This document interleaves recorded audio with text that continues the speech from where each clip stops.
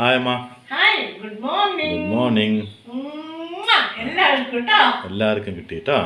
ഇന്ന് ഞാനൊരു മീൻ പറ്റിച്ചതാണ് ഉണ്ടാക്കാൻ കേട്ടോ. ആരെ പറ്റിച്ചത്? മീനിനെ പറ്റിച്ചത്. എന്താ അമ്മ പറഞ്ഞ? മീൻ പറ്റിച്ചത്. വറ്റിച്ചതോ? വളരിട്ടത് എന്തൊക്കെയാ പറയും. എന്തോ അല്ല, എനിക്കെന്തറിയോ, ഇപ്പൊ പൊതുവെ ഒരു പറ്റിക്കൽസിന്റെ കാലാണല്ലോ. അപ്പൊ എന്താന്ന് ഒരു പിടി കിട്ടാണ്ട് അമ്മ ആരെ പറ്റിച്ചു എന്നാണ് ഞാൻ ആലോചിക്കുന്നത്. മീനൊക്കെ ഞാൻ വൃത്തിയാക്കിയൊക്കെ വെച്ചു. അതിന് വേണ്ട സാധനങ്ങൾ പറയാം. ചെറിയുള്ളി, ഇഞ്ചി, വെളുത്തുള്ളി ചതച്ചത് അരിഞ്ഞത് ചെറുതായിട്ട്, പിന്നെ കറിവേപ്പില, പച്ചമുളക്, പുളി, പിന്നെ മുളക്, കുരുമുളക്, തക്കാളി, ചെറിയുള്ളി, മുളക്, കുരുമുളക്, തക്കാളി, ചെറിയുള്ളി, കുറച്ച് മല്ലി, ഒരിത്തിരി പച്ചമല്ലി കേട്ടാ, മല്ലി, അങ്ങനെ മുഴുവൻ മല്ലിയില്ലേ, അതും മുളകും കുരുമുളകും ചെറിയുള്ളി ഇതും കൂടി അരച്ചതാണ്. ചെറിയുള്ളി രണ്ടെണ്ണം. എന്താ തൊണ്ടയ്ക്കൊരു ക്ഷീണം പോലെ? അതൊന്നുമല്ല, എന്നാലേ അട്ടിയടിച്ച് കുറെ സമയമായി അതിന്റെ അടുത്ത്. എന്നാലും എന്റെ ഭഗവാനെ, ആരെങ്കിലും വന്നു കഴിഞ്ഞാൽ അവന്റെ ചെവി ഒന്നിനും കൊള്ളാണ്ടാവുമല്ലോ എന്ന് ആലോചിക്കാൻ. അതെ, അവര് പോകുമ്പോ പറഞ്ഞിട്ട് പോലും കണ്ടു തലവേദനയ്ക്കുള്ള ഗുളിക മേടിക്കണമെന്ന്. അമ്മ, എന്നാലും എന്റെ അമ്മ എപ്പോഴെങ്കിലും ഈ വരുന്ന ആൾക്കാർ ഒരിക്കലും വരാൻ പാടില്ല എന്ന് വല്ല ധാരണ അമ്മയ്ക്കുണ്ടോ? എന്തിനാ അമ്മ അവരിങ്ങനെ ബുദ്ധിമുട്ടിക്കണത്? ഒരു ഉരുള ചോറ് അത് ഉണ്ണാൻ സമ്മതിക്കണ്ടേ? അപ്പോഴും സംസാരിച്ചുകൊണ്ടിരിക്കുക. അത് ഒരു സമയം കൊടുക്കണ്ടേ അവർക്ക് സംസാരിക്കാൻ? വാട്ട് ഈസ് ദിസ് അമ്മ? എന്നിട്ടാണ് ആ ആന്റി തലേന്റെ മുകളിൽ ഇങ്ങനെ ഇടയ്ക്കിടയ്ക്ക് കൈ വെക്കേണ്ടത്. അവര് ചിരിക്കിയ തലയിൽ കൈ വെക്കുക, ചിരിക്കിയ തലയിൽ കൈ. അതിന്റെ അർത്ഥം എന്താ അറിയോ? ഓ എന്റെ അംബുജ, എന്നൊന്ന് വിടുന്ന്, ഞാനൊന്ന് ഇവിടുന്ന് പൊക്കോട്ടെ, എന്നൊന്ന് ഒഴിവാക്കും മോനെ ഒന്ന് പറയുന്നു എൻ്റെ അടുത്ത്, ഒന്ന് നിർത്താൻ പറയും. ഇതിന് ചെറിയൊരു എക്സാമ്പിൾ ഞാൻ പറഞ്ഞുതരാം കേട്ടോ. അപ്പം അമ്മയ്ക്ക് സത്യമാണോ നുണയാണെന്ന് മനസ്സിലാവും. അനുമോളും ഞാനും ഒന്ന് ഫ്ലാഷ് ബാക്കിലേക്ക് പോകും. അങ്ങനെ അമ്മ ആസ്പത്രിയിൽ നിന്ന് ICU നേരെ വാർഡിലേക്ക് മാറ്റിയ ആ സമയത്ത് ശരിക്കും യുദ്ധഭൂമിയിൽ നിൽക്കുന്നതിൻ്റെ പ്രതീതിയായിരുന്നു ഞങ്ങൾക്ക് രണ്ടുപേർക്കും. കാരണം എന്താ അറിയോ, വേഗം എന്നെ അങ്ങോട്ട് കണ്ടത് അനുമോട് ജീവൻ കിട്ടിയ പോലെ, ഏട്ടാ വന്നല്ലോ, ഞാൻ രക്ഷപ്പെട്ടു എന്ന്. എന്തേന്ന്? അമ്മ ICUയിൽ കിടന്ന് എൻ്റെ വിഷമം മുഴുവൻ എൻ്റെ മെക്കിട്ട് തീർത്തു. എന്താന്ന് അമ്മ തുറന്ന വായ AK-47 വെടിവെക്കിനെക്കാളിലും ഭയങ്കരമായിരുന്നു. കാരണം എൻ്റെ ചെവിയൊക്കെ തുടങ്ങി ഇതേനെ കയറിയേട്ടാ, ഇനി കുറച്ച് നേരം ഏട്ട ഇരിക്കുന്നു. അപ്പോഴെനിക്ക് മനസ്സിലായത്, ഞാൻ ഇരുന്നപ്പോൾ എൻ്റെ ഭഗവാനെ, ഈ അമ്മ 2 ദിവസം 3 ദിവസം മൗനവ്രതത്തിലായാലും എന്തൊക്കെ സംഭവിച്ചു എന്ന്. അടുത്ത വാർഡിലുള്ള ആൾക്കാരൊക്കെ ഓടി ഓടി വന്ന് നോക്കുക, എന്താ സംഭവിച്ചത്? ഒന്നുമില്ല, ICU പുറത്തു വന്നാണ്.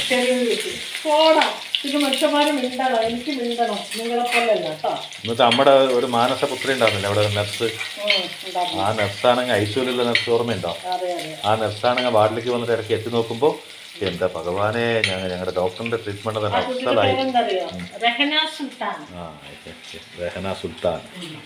അപ്പോൾ ആ കുട്ടി പറയാ, എന്നാലും ഏട്ടാ ഇത്രയും ആരോഗ്യത്തോടെയാണ് പുറത്തു വരാമെന്ന് ഒരു പിടി ഉണ്ടായിരുന്നില്ല. കാരണം എന്താ പറഞ്ഞാൽ, ഇങ്ങനെ സംസാരിക്കാൻ സമ്മതിക്കരുത്, കുറച്ച് ദിവസം ഒന്ന് നിശബ്ദത പാലിക്കണം എന്ന് പറഞ്ഞു കൊടുക്കുമെന്ന്. എങ്ങനെ പറഞ്ഞു കൊടുക്കും? അമ്മ എന്തൊക്കെയാ ചോദിച്ച് മനസ്സിലാക്കിയത്? ആ അനുമോളൊക്കെ ഓട്ടത്തിന് ഒരു പുക മാത്രമേ കണ്ടുള്ളൂ, അവിടെ വേറെ ഒന്നും കണ്ടില്ല. ഒരു പണ്ടത്തെ കാലത്ത് കരുത്തിയ വേണ്ടി ഓടില്ല, അതുപോലെ ഒരു ഓട്ടം.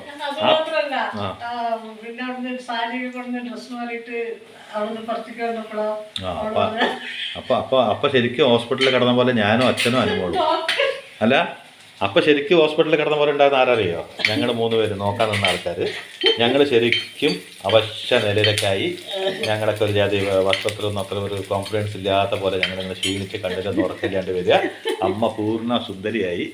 അത് കണ്ടപ്പോൾ വിചാരിച്ച് ഞങ്ങളെ നോക്കാൻ അമ്മ നിന്നാണെന്ന്. അപ്പൊ ആരായിരുന്നു പേഷ്യൻ്റ് എന്ന് ആൾക്കാർക്ക് മുഴുവൻ സംശയം. ആ കുറച്ച് ദിവസം, എത്ര ദിവസമായിരുന്നു അത്? അത്ര ദിവസം ഇത്രയൊക്കെ സംസാരിക്കേണ്ടായിരുന്നു അമ്മയ്ക്ക്. പിന്നെ സംസാരിക്കണ്ടേ?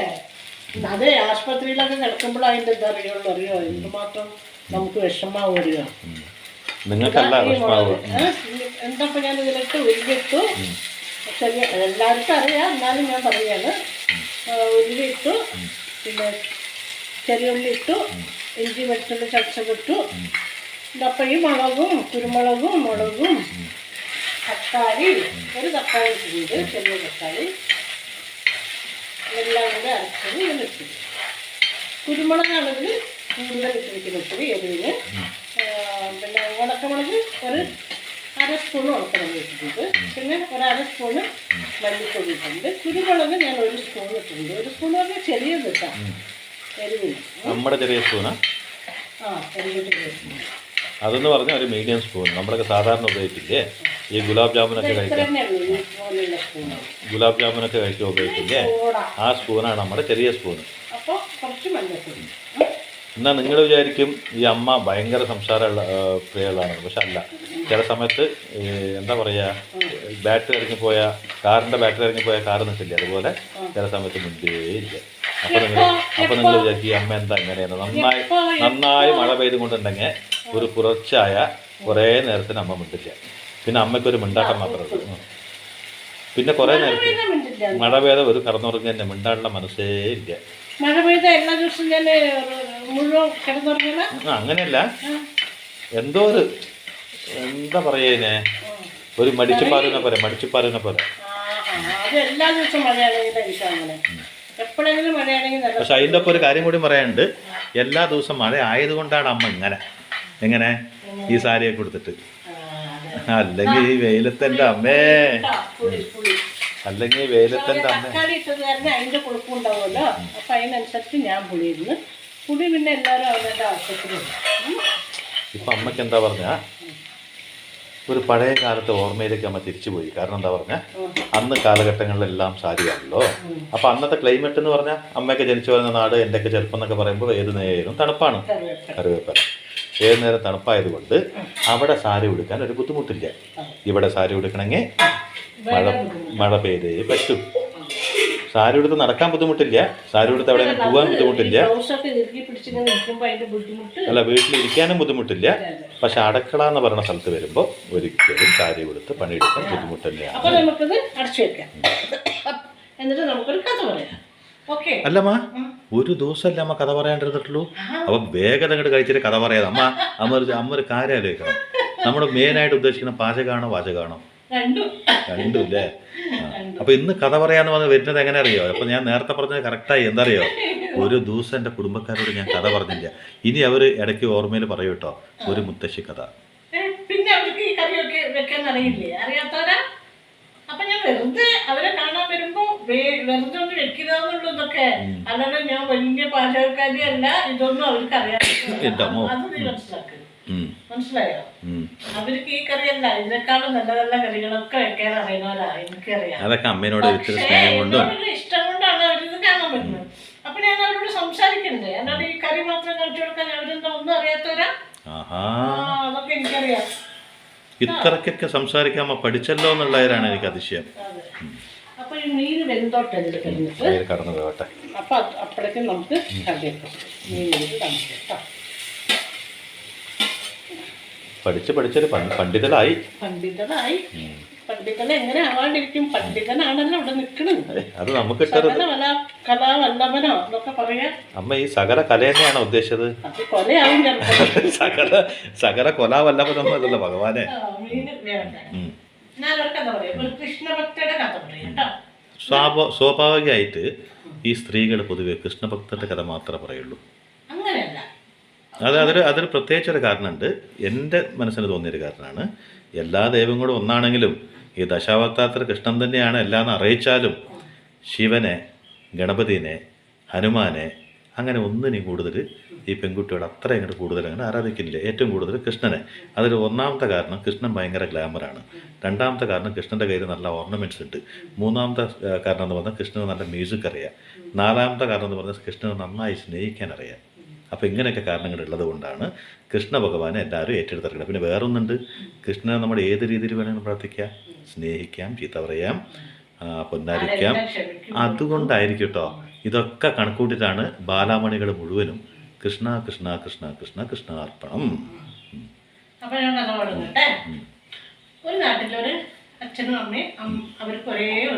ഒരു മൊത്തം നാട്ടിൽ ഒരു അച്ഛനും അമ്മയും ഒരേ ഒരു മോള് മാത്രം. അപ്പോൾ വേറെ മനുഷ്യന്മാരെ ഇല്ല അവിടെ?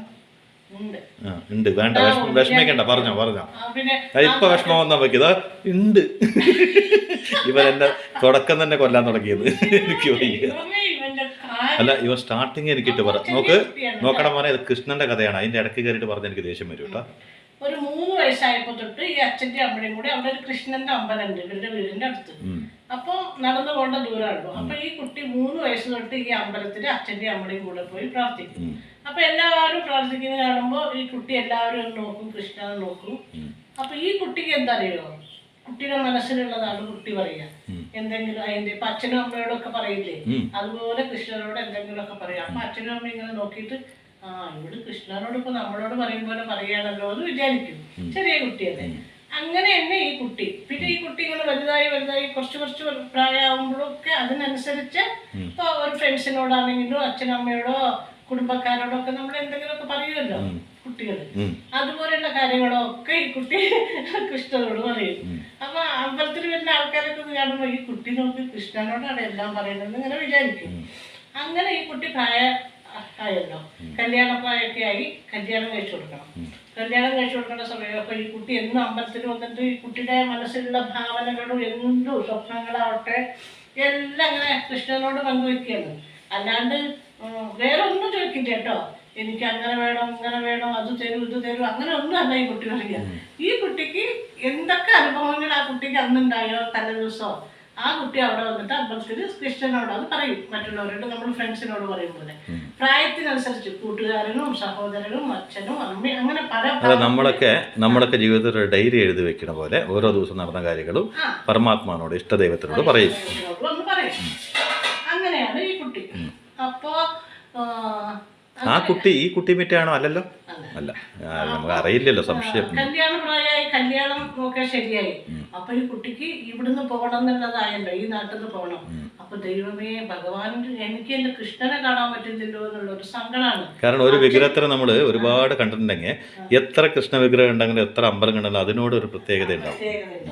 അപ്പൊ അയ്യോ എനിക്ക് എന്റെ കൃഷ്ണനെ കാണാൻ പറ്റില്ലല്ലോ, ഞാൻ വേറെ നാട്ടിലേക്ക് പോയാൽ എനിക്കിത് കിട്ടില്ലല്ലോ, ഞാൻ എന്താ ചെയ്യാന്ന് ആ കുട്ടിയുടെ മനസ്സിൽ ഭയങ്കര വിഷമം. അപ്പൊ ആ കുട്ടി കല്യാണം കഴിച്ച ഭർത്താവിനെ കൃഷ്ണനായിട്ട് കണ്ടിട്ടുണ്ടാവും. ഇതായിരിക്കും നമ്മുടെ കഥ അല്ലേ? അപ്പൊ ആ കുട്ടി അങ്ങനെ മനസ്സിൽ ചിന്തിച്ചോണ്ടിരിക്കുകയാണ് എനിക്ക്. അല്ലാതെ കെട്ടാൻ പോണ പുരുഷനെ പറ്റി ഒന്നും ചിന്തയില്ല, അതിന് വേറെ ഒന്നുമില്ല. അത് കല്യാണം കഴിഞ്ഞ് പോകണം, കുടുംബം ഉണ്ടാവുന്നൊക്കെ ആ കുട്ടിക്ക് അറിയാം.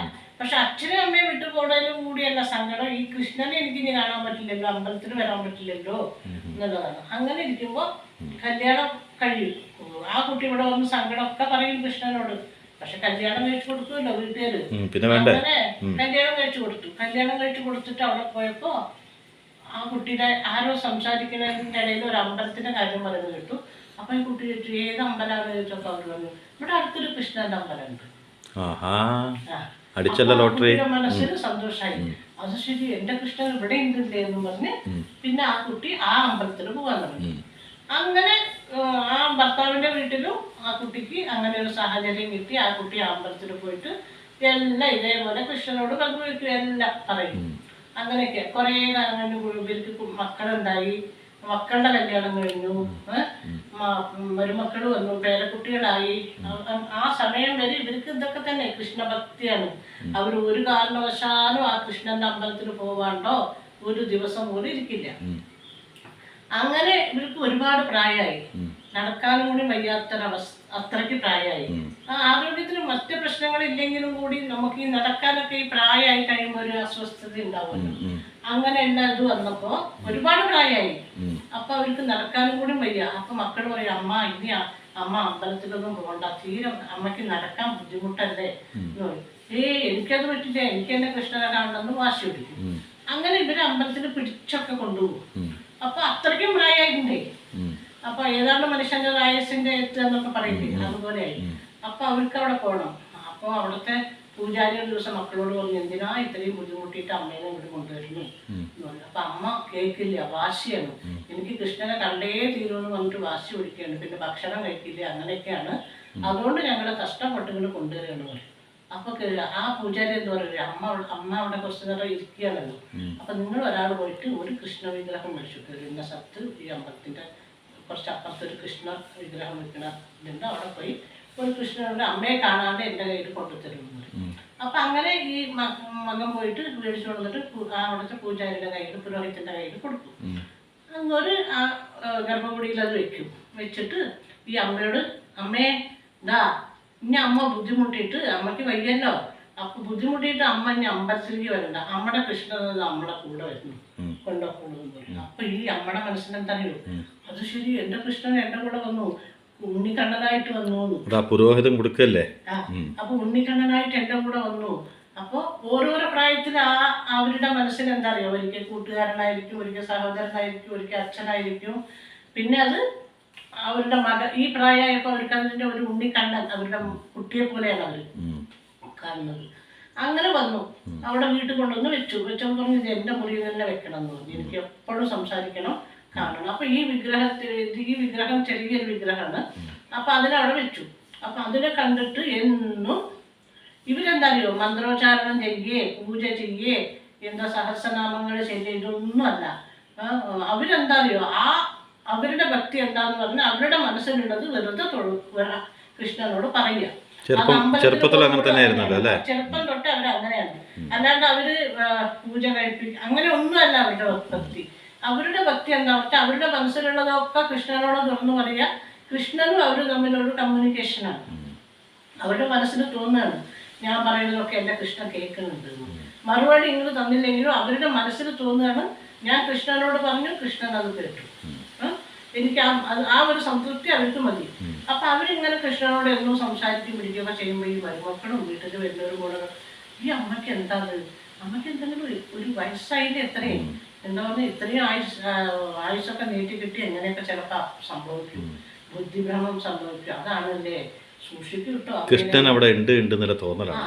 എൻ്റെ കൃഷ്ണൻ അവിടെ ഉണ്ട്, എൻ്റെ ഉണ്ണിക്കണ്ണൻ അവിടെ ഉണ്ട് എന്നാണ് ആ പ്രായമായപ്പോൾ അവരുടെ മനസ്സിൽ. അപ്പൊ അങ്ങനെ തോന്നുന്നു. അപ്പൊ ഒരു ദിവസം ഈ മരുമകൾ എന്ത് ചെയ്യോ, അവര് വെച്ച വിഗ്രഹം വെച്ച ആ സ്ഥലമില്ലേ, അവിടെ ഒരു തുണി കൊണ്ടെങ്കിൽ ദിവസം വീടൊക്കെ റൂമൊക്കെ വൃത്തിയാക്കില്ലേ. അപ്പൊ അവരത് തുടയ്ക്കാൻ വന്ന സമയത്ത് ആ വിഗ്രഹം വീഴും അറിയാണ്ട്. അത് വീടൊന്നും ഇവരത് കാണില്ല. അയ്യോ എൻ്റെ കൃഷ്ണന് എന്തോ പറ്റി, എൻ്റെ കൃഷ്ണൻ വീണു, അവിടെ മുറിവ് പറ്റി എന്നും പറഞ്ഞു ഭയങ്കര ബഹളം. അപ്പോ മരുമകൾ പറയും അമ്മേ ഇത് വിഗ്രഹമാണ്, ഇതൊന്നും പറ്റില്ല, ഇതിന് എങ്ങനെ മുറിവ് പറ്റാനാ, ഇത് ജീവനുള്ളതൊന്നും അല്ല, ഒരു വിഗ്രഹമല്ലേന്ന്. അയ്യോ അതൊന്നും പറയണ്ട, നിങ്ങൾ വേഗം ഡോക്ടറെ വിളിക്കുന്നു. ഉണ്ണിക്കണ്ണനാണ്, ഉണ്ണിക്കണ്ണൻ എന്തോ പറ്റിയെന്നുള്ള കാര്യം എനിക്ക് ഉറപ്പാണ്, നിങ്ങൾ ഡോക്ടറെ എപ്പോ വിളിക്കണമെന്നായി. അപ്പൊ പറയൂ എന്തായി അമ്മ പറയുന്നത്, എന്ത് പറഞ്ഞാലും സമ്മതിക്കാല്ല. ഇവര് അപ്പോഴേക്കും മകനെയൊക്കെ വരുത്തി, അവര് ജോലി സ്ഥലത്ത് പോയി അവരെയൊക്കെ വരുത്തിയിട്ട് പറഞ്ഞു അമ്മ ഭയങ്കര വാശിയാണ്, ഡോക്ടറെ വിളിക്കണം. അപ്പൊ മക്കളെന്ത് വിചാരിച്ചറിയോ, അവരുടെ ബന്ധത്തിലൊരു ഡോക്ടറുണ്ട്, അവരോട് കാര്യങ്ങളൊക്കെ പറഞ്ഞിട്ട് അവരെ വരാൻ പറഞ്ഞു. ഡോക്ടർ വന്നു. ഡോക്ടർ വന്നപ്പോൾ ഡോക്ടറെ എൻ്റെ ഉണ്ണിക്കണ്ണൻ എന്താ പറ്റിയെന്ന് ഒന്ന് നോക്കൂ പറഞ്ഞിട്ട് ഭയങ്കര കഷ്ടനാണ് ഈ അമ്മ. അപ്പൊ ഡോക്ടർ എന്താ പറയുക, സ്റ്റെത്തോസ്കോപ്പ് എടുത്തിട്ട് ഒന്നും പറ്റില്ല അമ്മ, ഞാനൊന്ന് നോക്കട്ടെ എന്ന് പറഞ്ഞിട്ട് ഇപ്പം ശരിയാക്കാം, എന്തെങ്കിലും ഉണ്ടെങ്കിൽ തന്നെ ഞാൻ ശരിയാക്കാം, ഒന്നും പറ്റില്ല അമ്മ പേടിക്കണ്ടെന്ന് പറഞ്ഞ് ആ വിഗ്രഹത്തിൻ്റെ അവിടെ ഇങ്ങനെ സ്റ്റെത്തോസ്കോപ്പ് വെച്ച് നോക്കിയപ്പോൾ ഒരു മിടിപ്പ്, ഒരു എന്താ പറയുക, അപ്പൊ നമുക്കൊക്കെ ഹൃദയം എടുക്കും എന്നൊക്കെ പറയില്ല, അങ്ങനെ ഒരു അനുഭവം. അപ്പൊ ആളുടെ വിചാരം ഇതൊരു ഭ്രമയായിരിക്കും ആദ്യം ഡോക്ടർ വിചാരിച്ചു. പിന്നെ ഡോക്ടർ 2ാം പ്രാവശ്യം നോക്കി, 3ാം പ്രാവശ്യം നോക്കി, അപ്പോഴൊക്കെ അതന്നെ. അപ്പൊ ഡോക്ടർ ഞെട്ടി, എന്നിട്ട് വേഗം നമ്മുടെ കാൽക്കൽ വീണു. അമ്മേ നിങ്ങളുടെ ഭ്രാന്ത് പറയാണ്, നിങ്ങൾക്ക് ബുദ്ധിയില്ല എന്നൊക്കെ എല്ലാവരും പറയുന്നുണ്ടല്ലോ, അവർക്കാണ് ബുദ്ധിയില്ലാത്തത്. ഇതിനുള്ള ഭക്തി എന്ന് പറഞ്ഞ ഇതാണ് അതിൻ്റെ ഉള്ളിൽ ജീവൻ തുടിക്കുന്നത് ഞാൻ കണ്ടു. അപ്പോൾ ഭക്തി എന്ന് പറഞ്ഞാൽ കൃഷ്ണന ഭഗവാൻ അവിടെ ഉണ്ടാവും. അത് എങ്ങനത്തെ ഭക്തിയാണ് അവരുടെ, ഒന്നും ആവശ്യപ്പെടാത്ത ഭക്തി. അതായത് എനിക്ക് അതുകൊണ്ടാ, എനിക്ക് ഇതുകൊണ്ടാ, അത് വേണം. തീർച്ചയായിട്ടും ശരിയാണ്. നമ്മളൊക്കെ എങ്ങനെ പ്രാർത്ഥിക്കുക, അയ്യോ ഞങ്ങൾക്ക് ഇതാ എന്ന കാര്യം നടക്കണം, എൻ്റെ മക്കൾക്ക് നന്നാക്കണം, അല്ലെങ്കിൽ ഞാനിങ്ങനെ ഒരു ബിസിനസ് തുടങ്ങണം, അത് ശരിയാവണം, എൻ്റെ ഈ കാര്യങ്ങൾ ശരിയാവണം എന്നൊക്കെ അല്ലേ പ്രാർത്ഥിക്കുക. അല്ല, യഥാർത്ഥത്തിൽ നമ്മുടെ പ്രാർത്ഥനകൾക്ക് എല്ലാവരും സ്വാർത്ഥതയുണ്ട്. കാരണം എന്താ പറയുക, നമ്മൾ എന്ത് പ്രാർത്ഥിക്കുമ്പോഴും നമുക്ക് ഇന്നത് വേണം, ഇന്നത് എനിക്ക് നീ തന്നേ പറ്റൂ, അല്ലെങ്കിൽ ഒരു കുറച്ച് ബുദ്ധിമുട്ട് വരുമ്പോഴേക്കും പറയും അല്ല കുറച്ച് ബുദ്ധിമുട്ട് വരുമ്പോഴേക്കും കുറെ വഴിപാടൊക്കെ ചെയ്യും, അതിനൊരു ഫലം കിട്ടിയില്ലെങ്കിൽ അപ്പം തന്നെ പറയും അമ്പലത്തിൽ പോയത് വെറുതെയായി, ഇത്രയും കാലം ഞാൻ പ്രാർത്ഥിച്ചത് വെറുതെയായി, എനിക്ക് ഉന്നത നിലയിൽ എത്താൻ പറ്റിയില്ല. അങ്ങനെ പല രീതിയിലും നമ്മുടെ പ്രാർത്ഥനയുടെ ഉള്ളിലൊക്കെ ഒരു സ്വാർത്ഥതയുണ്ട്. അപ്പോൾ ഇവിടെ സഹസ്രനാമം പറഞ്ഞിട്ടില്ല, ഇവിടെ എന്ത് മന്ത്ര ഉച്ചാരണങ്ങളൊന്നും അവർ പറഞ്ഞിട്ടില്ല. അവരാകെ ആവശ്യപ്പെട്ടത് അവൻ്റെ മനസ്സിലുള്ള കാര്യങ്ങൾ ഭഗവാനെ നീ കേൾക്കൂ, നീ ഉണ്ണിയായി കേട്ടാലും അച്ഛനായി കേട്ടാലും അനിയനായി കേട്ടാലും സുഹൃത്തായി കേട്ടാലും നീ എനിക്കുണ്ട് എന്നുള്ള വിശ്വാസം എനിക്കുണ്ട്, നിന്നിൽ നിന്നും ഞാൻ ഒന്നും പ്രതീക്ഷിക്കുന്നില്ല, ഞാൻ പ്രതീക്ഷിക്കുന്നത് കേൾക്കാൻ നീ ഉണ്ടാവണമെന്ന് മാത്രം. നിനക്ക് ഞാൻ നിന്നോടൊന്നും ആവശ്യപ്പെടുന്നില്ല, ഞാൻ ഇത്ര മാത്രം ആവശ്യപ്പെടുന്നുള്ളൂ, എൻ്റെ മനസ്സിൻ്റെ നന്മയും തിന്മയും എല്ലാം പങ്കിടാൻ ഭഗവാനെ നീ കൂടെ വേണമെന്ന്. അതുകൊണ്ട് എന്തായി, എല്ലാവരും ഒരു വിഗ്രഹം മാത്രമാണ്, അതിന് ജീവനില്ല എന്ന് കരുതിയ ആ വിഗ്രഹത്തിൻ്റെ ഉള്ളിൽ പോലും ആ അമ്മയ്ക്ക് ജീവനുള്ളൊരു ഉണ്ണിക്കണ്ണനായിരുന്നു. ആ ഡോക്ടർ വന്ന് നോക്കിയപ്പോൾ ഞെട്ടാൻ കാരണം, ലോകം മുഴുവൻ ഭക്തിയെ ചിലപ്പോൾ പ്രാന്തെന്ന് വിളിക്കുക, അവൻ്റെ ആറ്റിറ്റ്യൂഡിനെ കണ്ടിട്ട് അവരെന്ത് വേണമെങ്കിലും വിളിക്കുക. പക്ഷേ ആ ഡോക്ടർക്ക് അത് മനസ്സിലാക്കി കൊടുത്തു. കാരണം യഥാർത്ഥ ഭക്ത ദൈവത്തിന് തുല്യമാണ് പറഞ്ഞിട്ടാണ് ആ ഡോക്ടർ ആ കാൽക്കള്ളിൽ വീണത്. ഈ 3 നേരം പ്രാർത്ഥിക്കുന്ന വ്യക്തിയോട്, അല്ലെങ്കിൽ അമ്പലത്തിൽ തന്നെ കഴിയുന്ന വ്യക്തികൾക്കടക്കം ഭഗവാന്റെ ഒരു സ്പർശനവും കിട്ടിയെന്ന് വരില്ല. പക്ഷേ ഇങ്ങനെ അചഞ്ചലമായി ഒന്നും ആവശ്യപ്പെടാണ്ട് സ്നേഹിക്കുക എന്ന് പറയുന്നത്, അത് എങ്ങനെ അംഗീകരിക്കാണ്ടിരിക്കും ദൈവം അല്ലേ? ഒരു മനുഷ്യൻ ഒന്നും ആഗ്രഹിക്കാണ്ട് ഒരാളിനെ സ്നേഹിക്കില്ല. അങ്ങനെ ഒരു മനുഷ്യൻ ദൈവത്തിനെ സ്നേഹിക്കുമ്പോൾ ദൈവം എവിടെയുണ്ടെങ്കിലും, ആ വിഗ്രഹത്തിലായാലും എവിടെയായാലും ആ ദൈവം ഇവിടെ ജീവനോടെ അവൻ്റെ ഒപ്പം അവൻ്റെ കാലം മുഴുവനും അവൻ്റെ കൂടെ ഉണ്ടായിരുന്നുള്ളതാണ് ആ കഥയുടെ സത്യമല്ലേ? അപ്പൊ അവരുടെ ജീവിതത്തിൽ കണ്ടില്ലേ, ഒരു ചെറിയ കുട്ടിയായിരിക്കുമ്പോഴും അച്ഛനും അമ്മയോടൊത്ത് അമ്പലത്തിൽ പോയിട്ടും ആ ദൈവത്തിനോട് സങ്കടങ്ങളും ഒന്നുമില്ല അവർക്ക്. പക്ഷെ അവരുടെ കാര്യങ്ങളൊക്കെ പറഞ്ഞും ചിലപ്പോൾ അവർ സങ്കടങ്ങൾ വന്നപ്പോൾ അതിന് ദൈവത്തിനോട് പരാതി പറഞ്ഞു, നീ കാരണം കൊണ്ട് എനിക്ക് വന്നു, നിന്നെ പ്രാർത്ഥിച്ചിട്ട് എനിക്ക് കിട്ടിയില്ല എന്നും പറഞ്ഞിട്ടുണ്ടാവില്ല. സന്തോഷങ്ങൾ കിട്ടുമ്പോഴും സങ്കടങ്ങൾ കിട്ടുമ്പോഴും ഒരു സുഹൃത്ത് എന്ന പോലെ, തൻ്റെ ഒരു ഉണ്ണി എന്ന പോലെ അതിനോട് പോയിട്ട് ഇങ്ങനെ എനിക്ക് സംഭവിച്ചു, ഇങ്ങനെ എനിക്കായി എന്നൊക്കെ പറയുമ്പോൾ അത് കേൾക്കാൻ എനിക്ക് തോന്നുന്നത് ആ സാക്ഷാൽ കൃഷ്ണൻ, ആ ഗുരുവായൂരപ്പൻ എന്നും അമ്മേനെ കാണാൻ അവിടെ വന്നിട്ടുണ്ടാവും. ഇതന്നെയാണ് ഭക്തി. എന്താണ് മന്ത്രം കൊണ്ട് നമുക്ക് ലഭിക്കുക, എന്താണ് നമുക്ക് ഒരുപാട് വഴിപാട് കൊണ്ട് ലഭിക്കാൻ ചോദിച്ചാൽ അത് ലഭിക്കാൻ വേണ്ടി നമ്മൾ ചെയ്യുന്ന ഓരോ വഴിപാടുകളിലും നമുക്ക് കിട്ടുക എന്നുള്ളൊരു സ്വാർത്ഥത അതിൻ്റെ ഉള്ളിൽ എല്ലാത്തിൻ്റെ ഉള്ളിലുണ്ട്. അല്ലാണ്ട് ദൈവമേ ഇതെനിക്ക് കിട്ടുന്ന ഒരു പാതി നിനക്ക് വേണ്ടി ഞാൻ തരികയാണ്, അതെൻ്റെ കടമയാണെന്ന് പറഞ്ഞിട്ട് ആരും അമ്പലത്തിൽ പോകുന്നില്ല. ഈ അമ്മ ചെയ്തത് എന്താണെന്ന് പറഞ്ഞാൽ തൻ്റെ ജീവിതത്തിൻ്റെ ഒരു ഭാഗമായി ഓരോ കാലഘട്ടത്തിൽ ഓരോ രൂപത്തിൽ ആ ഗുരുവായൂരപ്പനെ, ആ ശക്തിയെ, ആ കൃഷ്ണനെ ജപിച്ചപ്പോൾ സത്യം പറഞ്ഞ സുഹൃത്തായും അച്ഛനായും ഉണ്ടാവും, അവസാനം ഒരു കുഞ്ഞായും നമ്മുടെ ഒപ്പം ഉണ്ടായി അല്ലേ? നല്ലൊരു കഥ, ഇഷ്ടപ്പെട്ടു. അതാണ് ഭക്തി, നിസ്വാർത്ഥമായ ഭക്തിയില്ലേ, അതാണ് ഏറ്റവും വലുത് അല്ലേ? നമ്മൾ നിസ്വാർത്ഥമായി ഭഗവാനെ സ്നേഹിക്കുക എന്ന് പറയാം. അത് അവർ ശരിക്കും പറയുക എന്താ പറയുക, ഭഗവാനെ ഭക്തിയോടെ സ്നേഹിക്കുകയാണ് ചെയ്തു അല്ലേ? അപ്പൊ ആ ഭക്തിയുടെ കൂടെ അവരുടെ കൂടെ ആ വിഗ്രഹത്തിൽ അവർ ആ ഭഗവാൻ വസിച്ചു എന്നുള്ളതാണ്.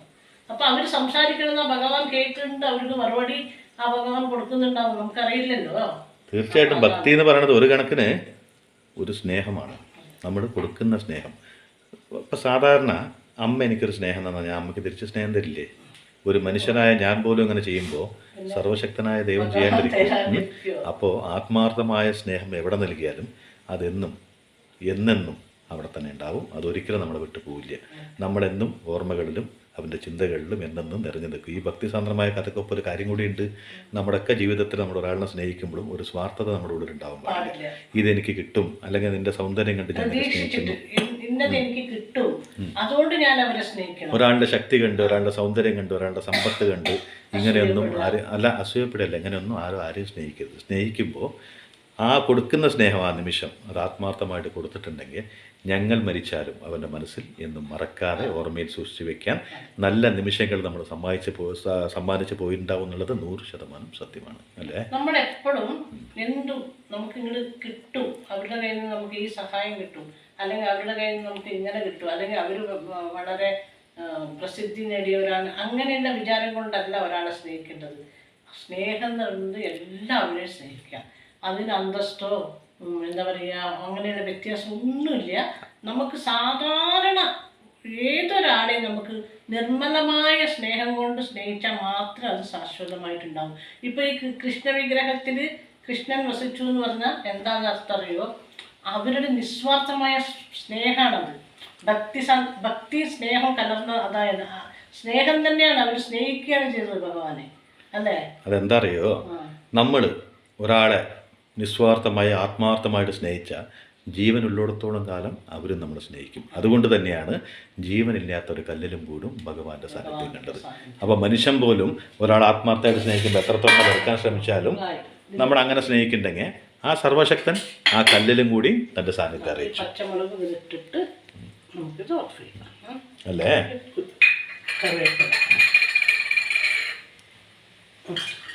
ഇത്രയേ ഉള്ളൂ ഈ കറി. കണ്ട, ഇത്ര കറി മതി. നമ്മുടെ വീട്ടിലേക്ക് 2 ദിവസം കൂട്ടേണ്ടി വരും. ആരും കൂട്ടില്ല അങ്ങനെ കൂടുതൽ. എന്നാലും കണ്ടോ ഇപ്പൊ കറിയായി. ഇത്രയേ ഉള്ളൂ. അപ്പോൾ ഭക്തിസാന്ദ്രമായ കഥയ്ക്കൊപ്പം ഇത് ഭക്തിയുടെ കാര്യത്തിൽ മാത്രമല്ല, നമ്മുടെയൊക്കെ ജീവിതത്തിൽ നമ്മൾ ആർക്കെങ്കിലും നമ്മുടെ മനസ്സും കൊണ്ടൊരു സ്നേഹം കൊടുക്കുന്നുണ്ടെങ്കിൽ ആ സ്നേഹം ആത്മാർത്ഥമാണെങ്കിൽ അവർ മറന്നു എന്ന് അഭിനയിച്ചാലും അവൻ്റെ ഉള്ളിൻ്റെ ഉള്ളിൽ ഒരു കടുകുമണിയോടെ എവിടെ ഒളിച്ചിരിക്കുന്നുണ്ടാവും നമ്മളോടുള്ള സ്നേഹം. അതുപോലെ തന്നെ നമ്മൾ പ്രാർത്ഥിക്കുമ്പോൾ ആ നിമിഷം നമുക്ക് വരം കിട്ടിയില്ല എന്ന് പറഞ്ഞാലും ദൈവം നമുക്ക് വേണ്ടി കരുതി വെച്ചിട്ടുണ്ടാവും ഒരു ദിവസം എന്ന് പറഞ്ഞുകൊണ്ട് നല്ലൊരു കഥ പറഞ്ഞതിന് ഞാൻ ആദ്യം അമ്മയ്ക്ക് ഒരു താങ്ക്സ് പറഞ്ഞുകൊണ്ട് എൻ്റെ പൂണ് കഴിക്കാൻ വിളിക്കും. അപ്പൊ വരുട്ടോ എല്ലാവരും ഉണ്ടെങ്കിൽ അതിൻ്റെ പാവയ്ക്ക മെഴുക്ക് വരട്ടി ഉണ്ടാക്കുന്നുണ്ട്. അതാണ് തോന്നുന്നു കേട്ടോ. ഈ മീനും പാവയ്ക്ക മെഴുക്ക് വരട്ടി ഉണ്ടാക്കും. ഇവന് ചിലപ്പോ എന്താ ഓംലെറ്റ് വേണമെന്നോ അല്ല ബുൾസൈറ്റ് കൊടുക്കുക എന്തെങ്കിലും ഒന്ന് ചെയ്യും. അത്രേ ഉള്ളൂ. അത്ര തന്നെ. അപ്പൊ നിങ്ങൾ എന്ത് വേണോ പാവയ്ക്ക മെഴുക്ക് വരട്ടിയും തരാം, ഈ കറിയും തരാം. വേറെ ഒന്നും ഉണ്ടാവില്ല കേട്ടോ. Okay bye.